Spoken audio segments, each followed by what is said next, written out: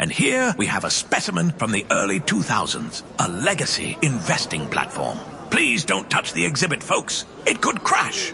Ready to step out of the financial history museum? At public.com, you can invest in almost everything. Stocks, bonds, options, and more. You could even put your cash to work at an industry-leading 4.1% APY. Leave your clunky, outdated platform behind. Go to public.com and fund your account in 5 minutes or less. Paid for by Public Investing Inc., member FINRA and SIPC. Full disclosures at public.com/disclosures. We've all done it. You see a headline but don't have time to read the whole story, or there's so much news you're not sure what is worth your time.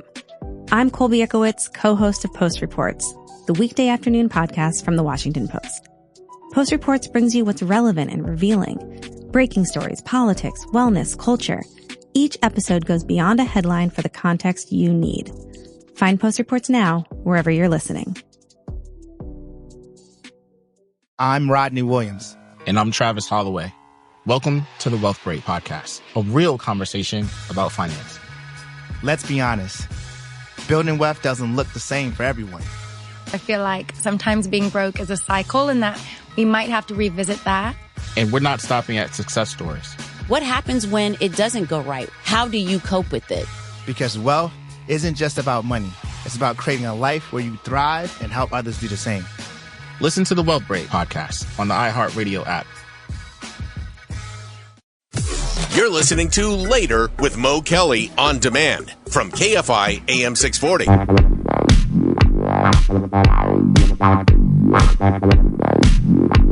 KFI AM 640 is Mo Kelly. We're live everywhere on the iHeartRadio app, and as we continue to watch and wait and see what happens, this is night 2 of what will be a curfew, a very limited curfew in downtown Los Angeles. And even though last night was relatively quiet, yes, there were a number of arrests, but relatively speaking, it was quiet, no major incidents. We hope for the same tonight.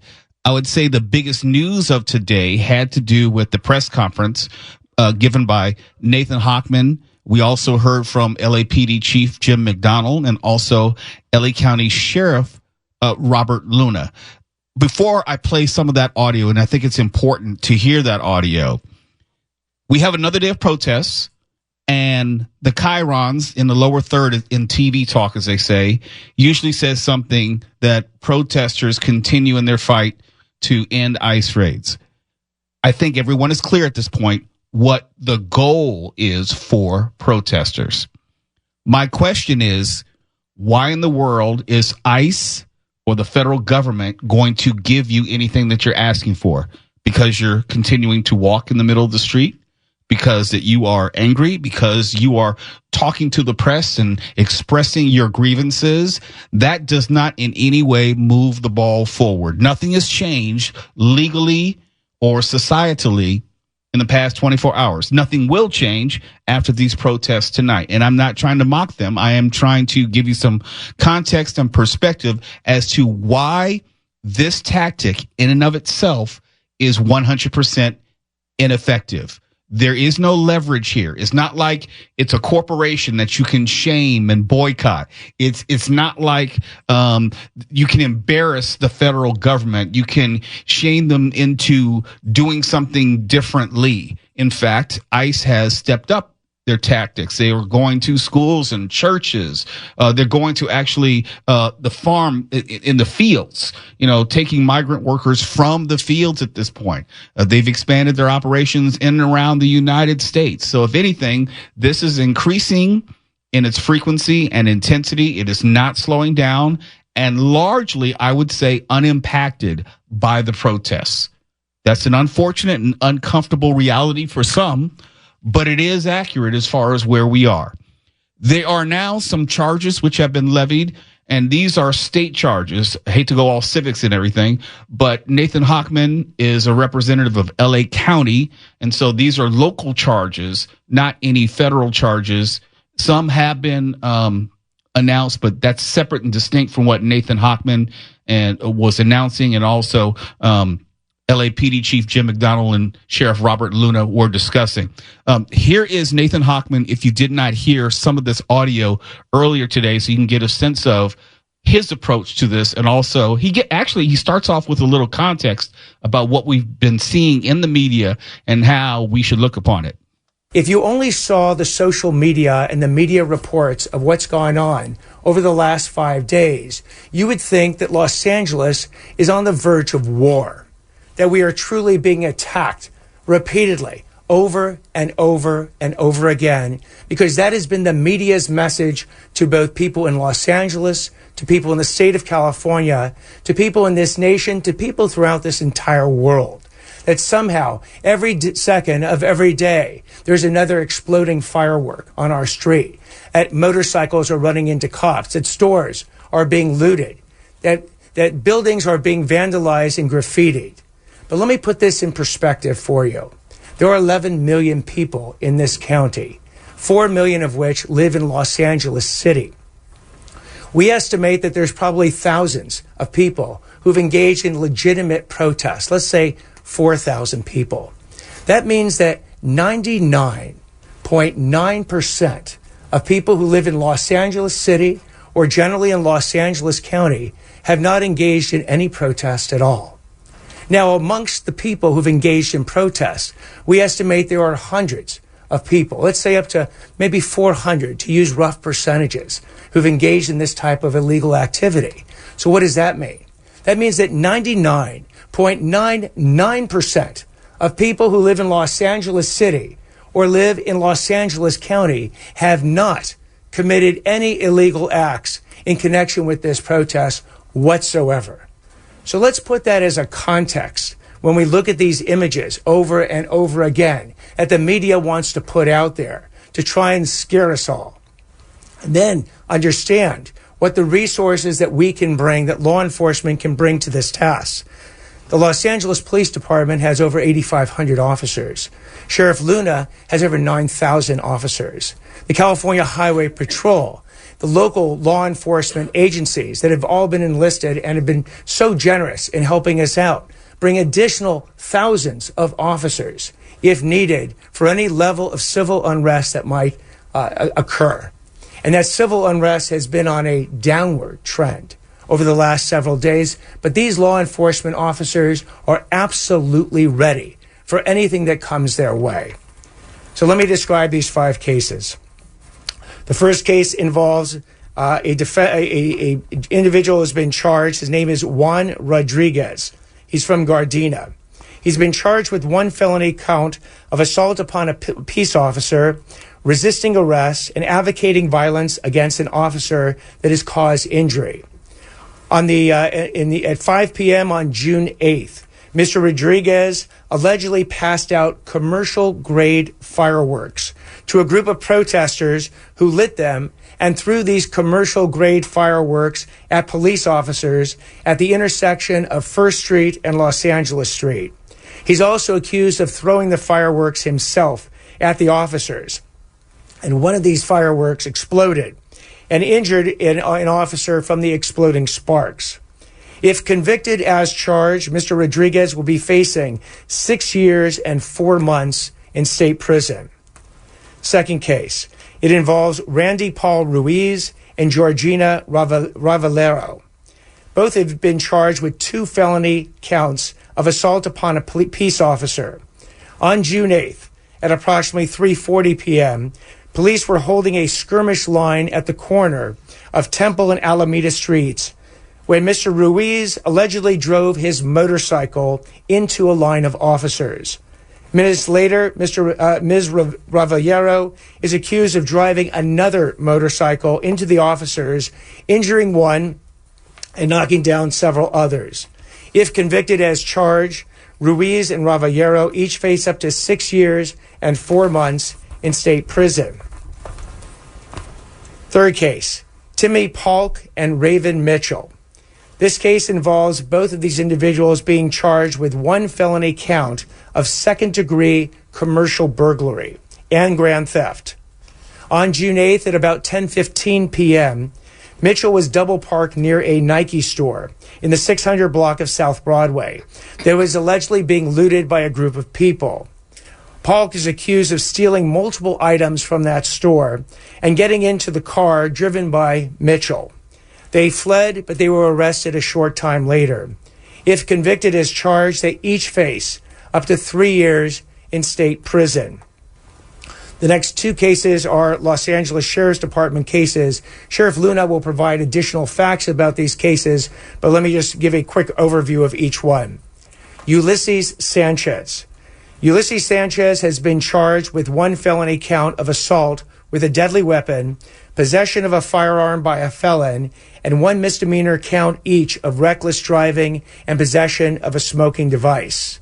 On June 8th at 9:35 p.m., Mr. Sanchez engaged in reckless driving in his minivan in downtown Los Angeles. Many of you saw the video footage of this where he was driving in donuts and injuring individuals. Mr. Sanchez is a third striker. If convicted as charged, Mr. Sanchez faces up to 25 years to life in state prison. The fifth case is Christopher Gonzalez and Jocelyn Johnson.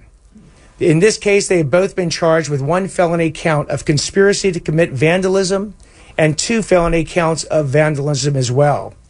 On June 9th at 6:30 p.m., Mr. Gonzalez is accused of vandalizing an apartment complex down here on the 500 block of South Broadway, and Mr. Gonzalez allegedly painted graffiti right here on the Hall of Justice.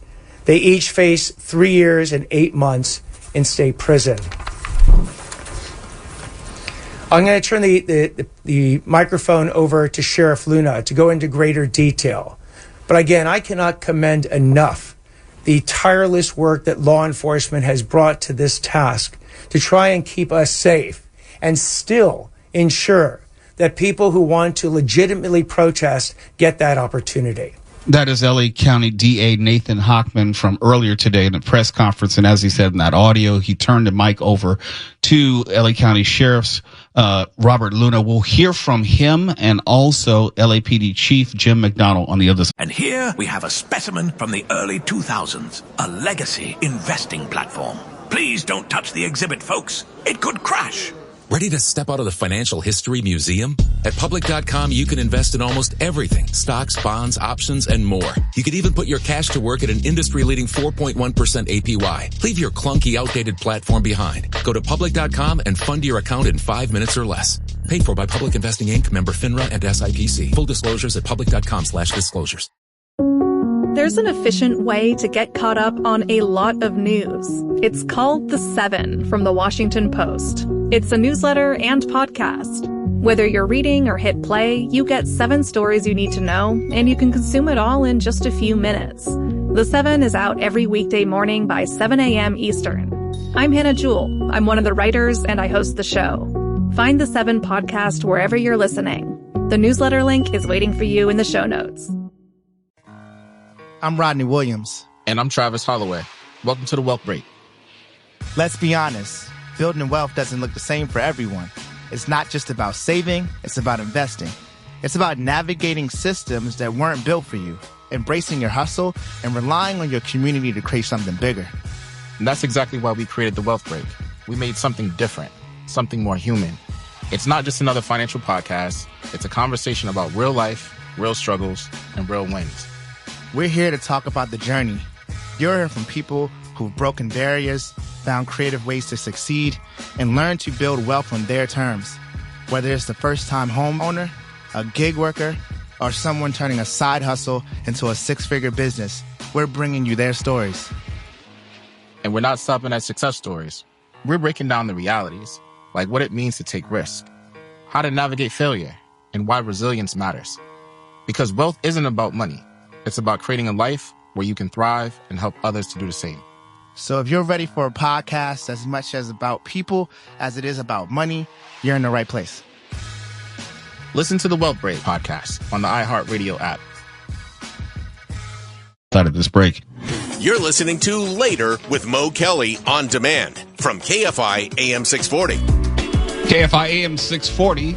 I'm Mo Kelly. I'll be with you until 10 o'clock. We're live everywhere on YouTube and the iHeartRadio app. We were listening to some of the press conference today. It was very important. After the first night of the curfew, the very limited curfew, I would say 1 square mile downtown, we got a sense of how that translated to actions by law enforcement, not the National Guard, not ICE agents, but law enforcement, talking about LA County Sheriff's Department, LA PD, and other associated agencies who are also lending their help.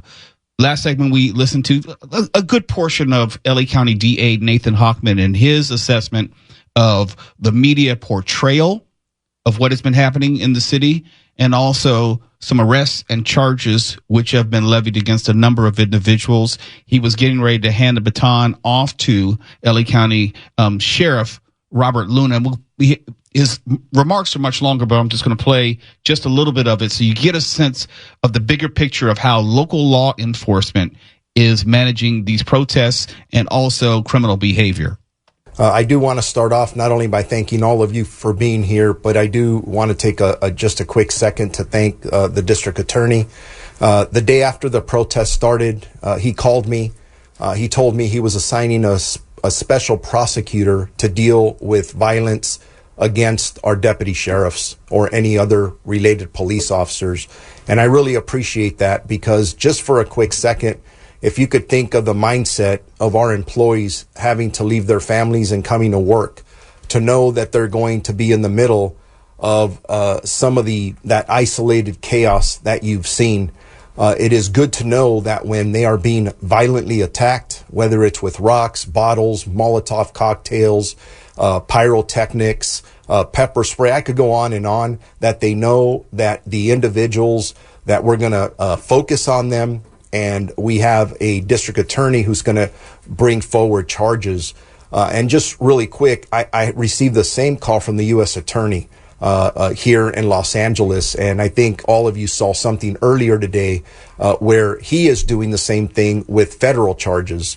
So I just say that, and Mr. Hochman said it perfectly and articulated it very well. There's a big distinction between individuals that protest and demonstrate to violent, destructive, basically anarchists. I mean, just creating that chaos. What we're talking about are the individuals who don't care about the issue at hand, because we will facilitate all peaceful First Amendment activity. But when you have people that are out here to commit acts of violence against our deputy sheriffs or police officers, or they're destroying our city, we're going to stop it. You see it, it's frustrating, and as the days have gone on, arrests are climbing, and now the prosecutions are taking place. And just this warning, because if you didn't get caught the last couple of nights, there's a lot of evidence out there, and you're probably going to get detectives or others knocking on your door and arresting you and bringing you in for either committing all these acts that we've talked about. So just a little bit on some of the cases.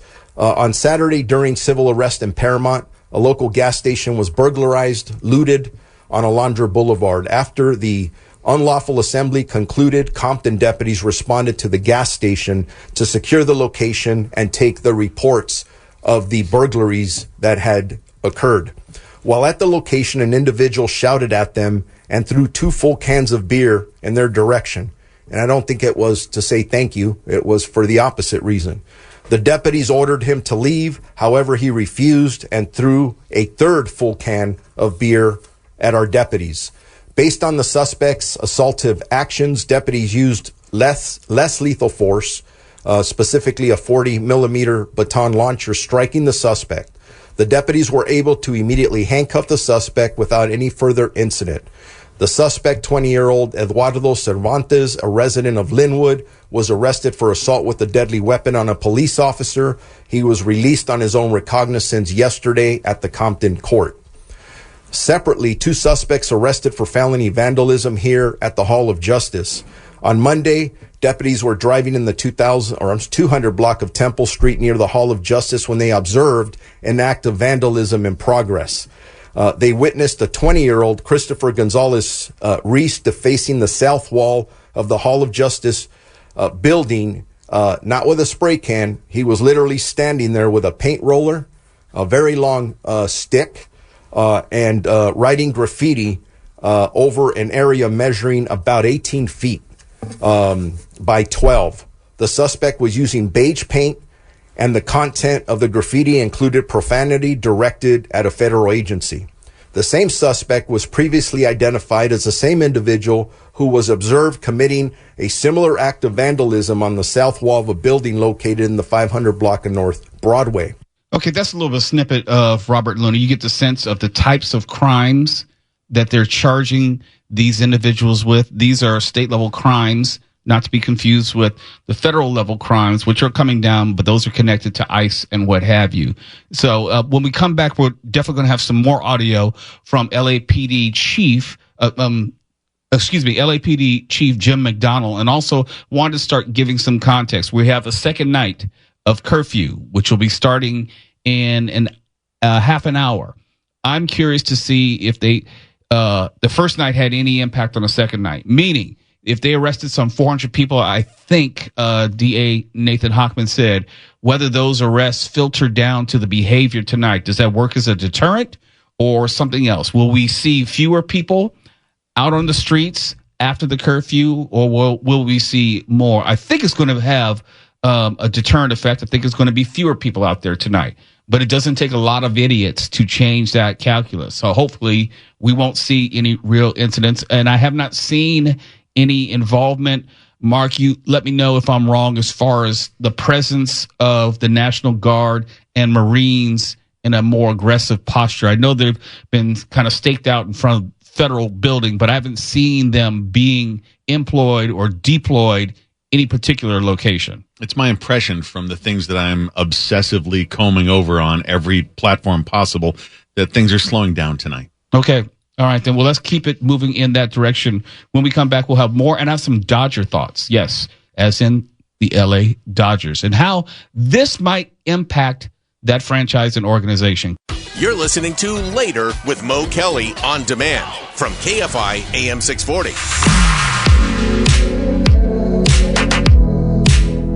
KFI AM 640 on YouTube. It's Mo Kelly. We're live everywhere in the iHeartRadio app and giving you just a little bit more this evening about what is going on in the city of LA, the curfew specifically about 1 square mile downtown LA. And I was just thinking, just kind of in my head today, and it came to me how this might have sports implications. This is not necessarily going beyond the box score, but this is something we would discuss if we had Jackie Ray. We went beyond the box score.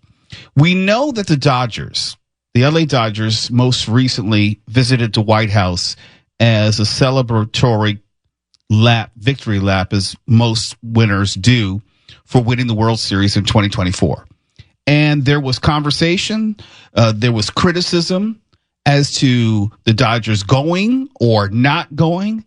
Mookie Betts and also the manager, Dave Roberts, had expressed, I would say, misgivings in previous years about going to the White House to shake hands with President Trump. Mookie Betts, when he was a member of the Red Sox, I think it was 2018, and also Dave Roberts as manager of the Dodgers in 2020. Fast forward to 2025, they went to the White House. It was pretty much uneventful from what I could tell. There were some overtly political remarks given by President Trump in relation to politicians in this state that he didn't like or care for, like Senator Adam Schiff. And I had long made the argument that we need to end the tradition because now it's just overtly political. There's really no upside to it. There is no sense of camaraderie or well-being which comes out of it. It's always a question for players like, why are you going? Are you going? And then there's pushback and I'll say backlash from whatever decision is made. If you go or you don't go. Well, the Dodgers did choose to go. Here's where I'm going with this. May 20th, less than a month ago, was Mexican Heritage Night. The Dodgers commonly have themed nights. They have Black Heritage Night. They have Pride Night, which is coming up, I think, next week, if I'm not mistaken, or later this week, but very soon because it's Pride Month. The Dodgers obviously have a very strong tie to the Hispanic community, to the Latino community. Very strong tie. It is a big part of their fan demographic. And if you don't know, the city of Los Angeles is about 69% Latino, if I'm not mistaken. Okay, if their fan base is definitely connected to that demographic shift of Los Angeles. I wonder, in the wake of visiting the Trump White House and not really having anything to say, because if you remember, they went to the White House right around the time of Jackie Robinson Day. And there was all sorts of pushback. It's like, how can you do that in the face of Jackie Robinson Day and the perception of President Trump? Now you have Mexican Heritage Night 2 weeks ago. And now you have these ICE raids. And I would say a mostly Hispanic team, mostly in a mostly Hispanic city. And I would be willing to wager that just about every Hispanic member of that team definitely feels some kind of way, has some feeling about these ICE raids, and quite possibly knows someone who was directly impacted, maybe one of the players' family members. That's distinctly possible. Okay, that's a distinct possibility. The point of me bringing this up is there's going to come a point in which the Dodgers are going to have to go on record one way or the other. They're going to have to say something. And I can tell you right now, whatever they say, it's not going to be, quote unquote, the right thing. It's not going to be universally received. But the Dodgers are a business. They are a business which has great tradition here in the city. It has great Hispanic and Latino tradition here in the city. And no business such as the Dodgers is independent of what happens in the city. It's not like the Dodgers exist independently and they can ignore a large section of its fan base. It may not, or maybe I'm just the one who's kicking off the conversation, but the Dodgers are going to have to say something. They're not going to be able to navigate this and act as if this doesn't apply to them, because historically, the Dodgers have had something to say about everything. You can't have a Mexican Heritage Night and ignore what is happening in the city right now from top to bottom. Yes, it's happening in Los Angeles proper, but it's more happening in Los Angeles County and different parts of Los Angeles County and also Orange County. That's something that I know is bubbling under. And at a certain point, the Dodgers are going to have to answer to their own fan base, because this is going to go on how long? Probably most of the summer. What is baseball season? All summer. As this goes on with every single day in which I'll say the ICE raids either evolve or grow and more people are getting scooped up, the larger the possibility and likelihood that it's going to directly touch the Dodgers organization. And they have to make, and I'm not smarter than the organization. I know they've already had these conversations internally. What are we going to do? How are we going to approach this? When do we say something publicly? Maybe not even if, but when, because I don't know if they'll be able to avoid this enough. And here's something else. There may come a point in time, depending on the city. It's not just in LA, remember? It started in Miami. You have the Texas National Guard. I don't know the Dodgers schedule. I don't have it right in front of me, but they will be playing in a number of cities where at some point they may be directly confronted with either the protests, or the news of the protests, or something which may impact it. Now, the organization, I would say got lucky, my word, because they've been on the road. They've been out of town when all this is happening. So they haven't had to directly deal with it. They didn't have to cancel or postpone any games. They don't have players who are in press conferences after games here who would be asked the question by media and then have to respond accordingly. I'm telling you, I don't know when it's going to happen, but it's definitely going to happen, where Dodger fans are going to look at the organization and say, where do you stand? Do you stand at all? It's one thing to have a Mexican Heritage Night. It's another thing if you have a Black Heritage Night, which they do. It's another thing you're going to have a Pride Night. But if you're not going to address the communities who are directly impacted, that's going to leave their fans feeling some kind of way. KFI AM 640, I'm Mo Kelly. We're live everywhere in the eye. And here we have a specimen from the early 2000s, a legacy investing platform. Please don't touch the exhibit, folks. It could crash. Ready to step out of the financial history museum? At public.com, you can invest in almost everything. Stocks, bonds, options, and more. You could even put your cash to work at an industry-leading 4.1% APY. Leave your clunky, outdated platform behind. Go to public.com and fund your account in 5 minutes or less. Paid for by Public Investing Inc., member FINRA and SIPC. Full disclosures at public.com/disclosures. We've all done it.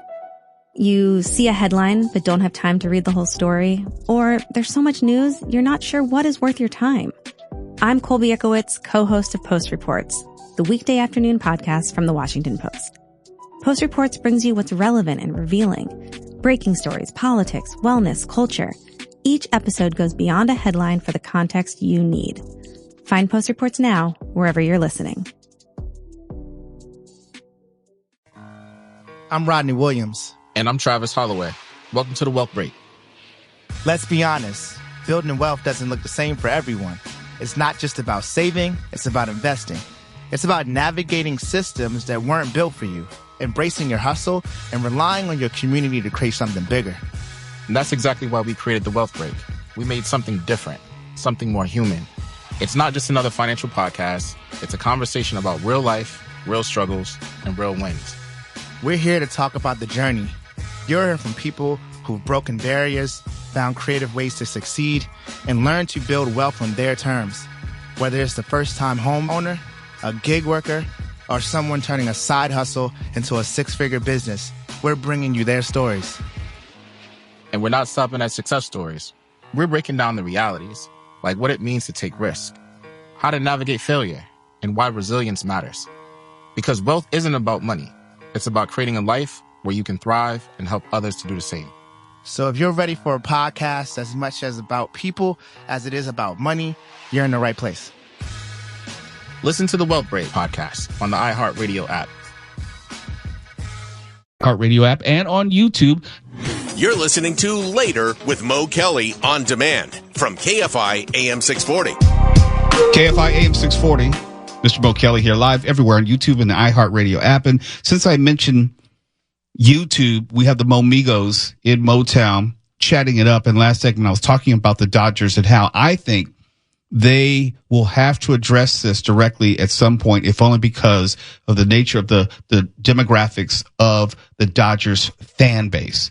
Also, the history of the organization and franchise as far as Jackie Robinson and breaking the color barrier, Fernando Valenzuela and Fernando Mania, which kicked off the Latino revolution as far as Dodgers fandom, the embrace of the organization of Hispanics and Latinos. I don't know if they can avoid this. And here's something else to remember.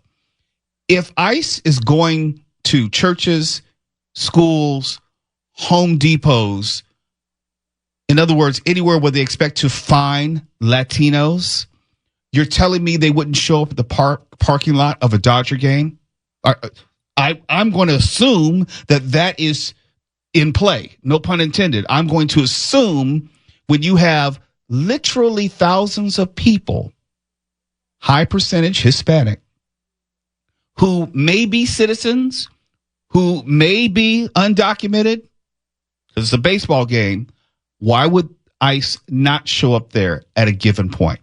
And if you think that I'm out of my mind for thinking that, no, there are other organizations which are concerned about it as well. Because of the protests here, Mexico's national soccer team is switching its hotels due to security concerns ahead of the Gold Cup. Okay? They have changed their hotel accommodations here in Los Angeles. One, because they're concerned about the protests. But when you say protest, that means proximity to ICE as well. Because as far as anyone is concerned, it doesn't matter that they on the national soccer team, they're not American citizens. And no one wants to get caught up in that. Mexico's going to kick off play in the Gold Cup facing the Dominican Republic on Saturday. Oh, my goodness. Mexico, Dominican Republic, LA. Are you saying that they would not be concerned that ICE would just show up in the parking lot to see who they might wrangle when you have thousands and thousands of Latino and Hispanic people. Okay? You have Mexico versus Dominican Republic. You have Suriname versus Mexico. And then on Sunday the 22nd, you have Mexico versus Costa Rica. All in different locations. But my point is, these locations would be targets. And we have a message from the YouTube chat. And let me back up a bit. Mark Island Music says, "Hey, Mo Kelly, I sincerely would like to hear your thoughts on the Dodgers' motive for accepting the White House invitation. If time permits, thank you for your response. Respect your point of view." Mark Island Music, thanks so much for being part of the YouTube Momigos Motown chat.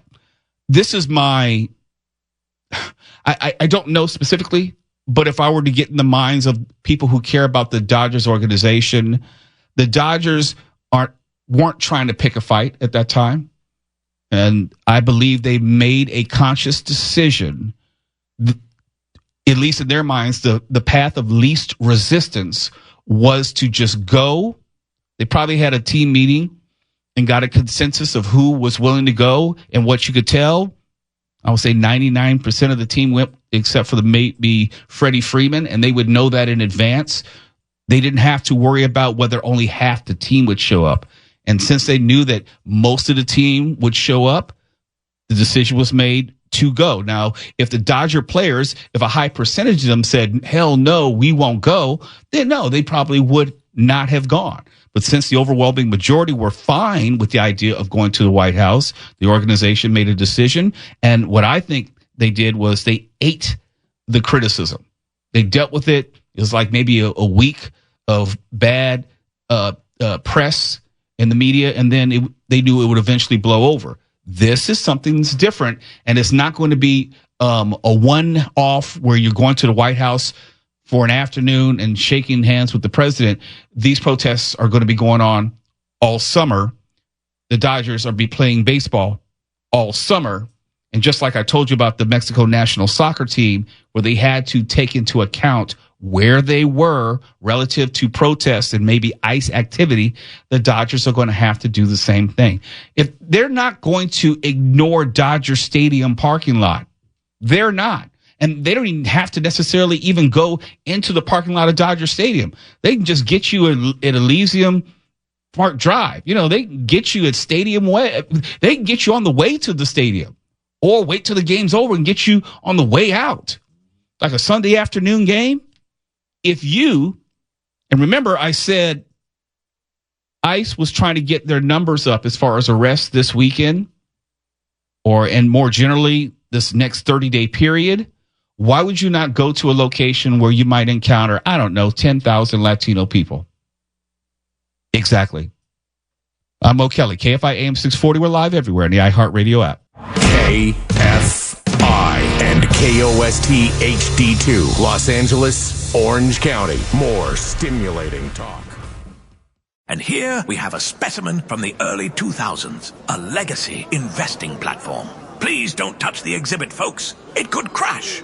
Ready to step out of the financial history museum? At public.com, you can invest in almost everything. Stocks, bonds, options, and more. You could even put your cash to work at an industry-leading 4.1% APY. Leave your clunky, outdated platform behind. Go to public.com and fund your account in 5 minutes or less. Paid for by Public Investing Inc., member FINRA and SIPC. Full disclosures at public.com/disclosures. There's an efficient way to get caught up on a lot of news. It's called The 7 from the Washington Post. It's a newsletter and podcast. Whether you're reading or hit play, you get 7 stories you need to know, and you can consume it all in just a few minutes. The 7 is out every weekday morning by 7 a.m. Eastern. I'm Hannah Jewell. I'm one of the writers, and I host the show. Find The 7 podcast wherever you're listening. The newsletter link is waiting for you in the show notes. I'm Rodney Williams. And I'm Travis Holloway. Welcome to the Wealth Break Podcast, a real conversation about finance. Let's be honest. Building wealth doesn't look the same for everyone. I feel like sometimes being broke is a cycle and that we might have to revisit that. And we're not stopping at success stories. What happens when it doesn't go right? How do you cope with it? Because wealth isn't just about money. It's about creating a life where you thrive and help others do the same. Listen to the Wealth Break Podcast on the iHeartRadio app,